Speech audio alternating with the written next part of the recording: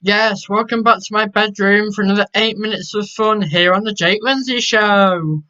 Firstly, I'm going to be talking about Dominic Cummings, and yes, I appear to have found his twin brother. And did anybody see Transport Secretary Grant Shapps on the news the other day? I found his twin brother too.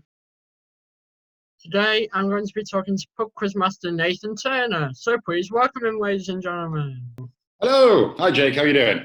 Good, thank you. I'd like to ask you a few questions. So my first one is, how are you finding this lockdown situation? Good question, Jake. Yeah, it's been mixed, to be honest. It's been mixed. Some nice things have come out of it. It's nice that community spirit seems on the high, and the clap for carers thing's been great. And now the weather's a bit better.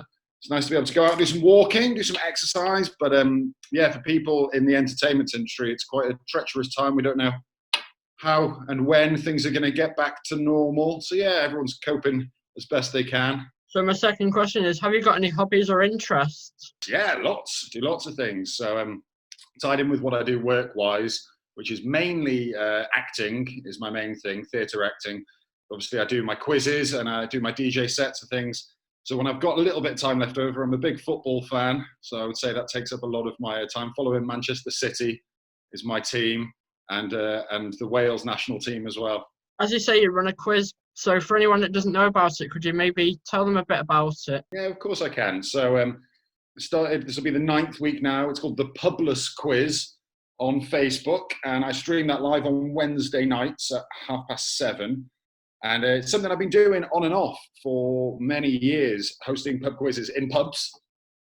And when lockdown kicked in, I thought it'd be something nice to keep doing in a sort of a virtual online way. And it's picked up quite nicely. We get quite a few people watching every week. I think there's about 1,500 people in the group now.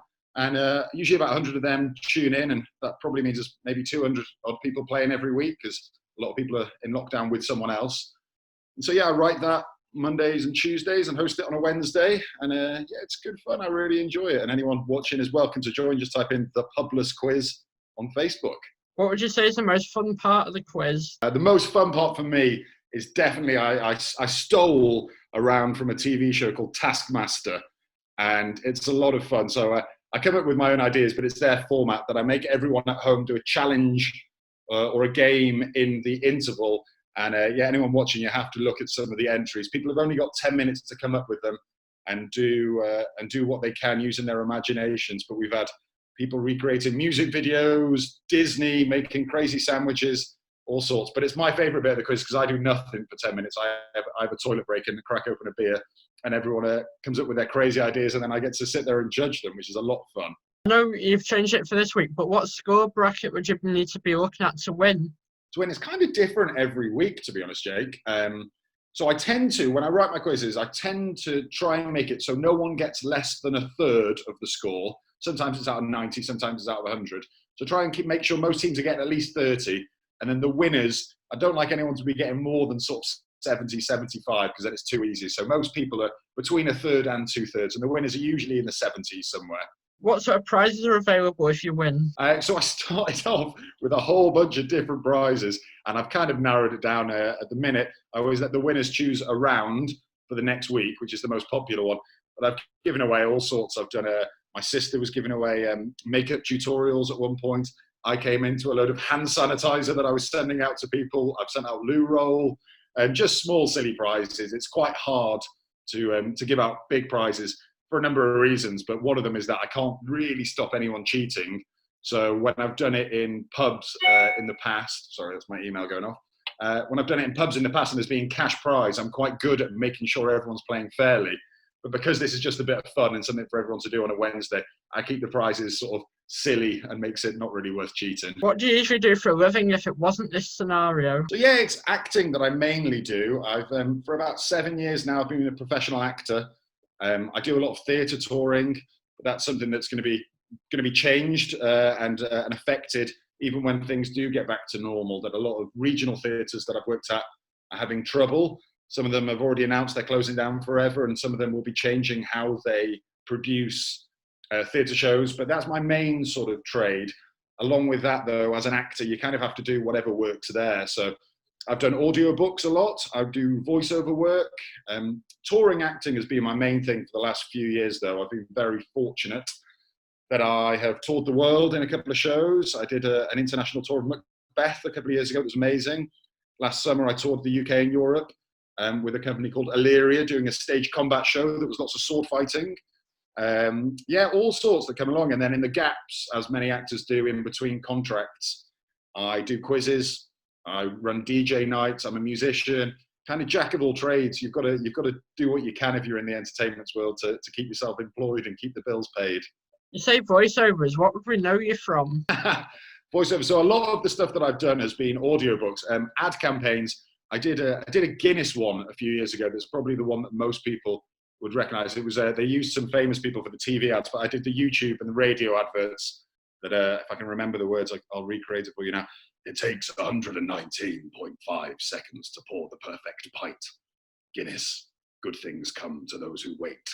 Was one of mine a few years ago that made it onto the radio and was on their YouTube ads. But all sorts. I'm very lucky. I've got a theatre and film and TV agent, and then I have a voiceover agent separately.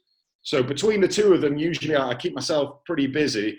But at the minute, there's not a whole lot of anything going on other than the quiz to keep me sane. Can you hear a Welsh accent? What sort of part of Wales are you from? Yes, I'm from North Wales, actually. You do well to pick up on it. A lot of people don't think I sound particularly Welsh. But I'm from North Wales. I was born in a place called Rhuddlan, a little village, St Asaph. And then I grew up in Colwyn Bay and Llandudno. You're Northwest yourself, aren't you? Yeah. So you'll know the North Wales coast, very pretty area. I grew up around there, but I moved around a lot as a child as well. I spent a couple of years in America where my folks live, and then lived in Manchester, and then moved down to London for drama school and to be an actor. So I've kind of got a slightly neutral accent, but still proud to be Welsh. My final question is, if you could, would you still try and run this quiz after you've finished with the lockdown? Yeah, it's something actually a few people have messaged me about, which is really sweet. Anyone who watches this who plays the quiz, thank you for doing so. And some of the feedback I get's lovely. And a few people have asked if I will. I'm certainly going to carry it on for the next few weeks. It's kind of the same as everyone. We're not really sure what boat we're going to be in the next month. While there are no pubs for people to go to, I'm going to keep it going. But I may keep it going beyond that. I'm not sure yet. It's certainly good fun and the highlight of my week. And it's lovely seeing everyone in the comments, chatting along and guessing silly answers and all having a drink. And it feels a bit more social, almost like we're doing something normal, even though it's all online. Actually, I might add, do you think it's nice that you feel like you're helping people through this lockdown by doing the quiz?